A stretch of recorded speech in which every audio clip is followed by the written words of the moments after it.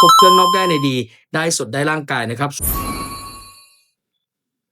สวัสดีครับวันนี้ก็พบกันกับวันอังคารที่5พฤษภาคมนะครับวันนี้ก็เป็นศึกมวยมันสนั่นเมืองนัดสัญจรที่สารกลางจังหวัดชลบุรีนะครับก็วันนี้ทีมงานสายศึกเพชรยินดีเนี่ยยกเอามวยเอกไปจัดไว้ที่จังหวัดชลบุรีทั้งหมด10คู่นะครับเป็นมวยชมฟรีนะครับไม่มีค่าบัตรผ่านประตูนะครับสมาชิกที่อยู่ทางภาคตะวันออกไม่ว่าจะเป็นชลบุรีหรือว่าจังหวัดที่อยู่ใกล้เคียงก็สามารถเดินทางไปรับชมที่เวทีได้นะครับก็วันนี้ผมก็จะมาให้ทัศนวิจารณ์แนวทางมวยรักมวยชอบ3คู่หลักๆเช่นเคยนะครับส่วนคู่ที่3ที่ผมเอามาวิเคราะห์วิจารณ์ในวันนี้เป็นการเจอกันระหว่างยอดกตัญญูจิตเมืองนนท์จะเจอกับธงน้อยวสังประไพนะครับคู่นี้มุมแดงยอดกตัญญูเนี่ยตัวนี้ครบเครื่องนอกได้ในดีได้สดได้ร่างกายนะครับส่วนมุมน้ำเงินเจ้าธงน้อยตัวนี้กระดูกการผ่านมวยดีเก่าเกมกว่าคู่นี้บทเบียดเสียกันไปทีต่อทีดอกต่อดอกส่วนตัวผมชอบเป็นทีมน้ำเงินเจ้าธงน้อยวสังประไพนะครับวันนี้ดูว่าเก่ากว่าน่าจะเบียดเอาชนะได้วันนี้ฝากไว้3ตัวสำหรับแนวทางมวยรักมวยชอบนะครับส่วนมวยติดดาวมวย VP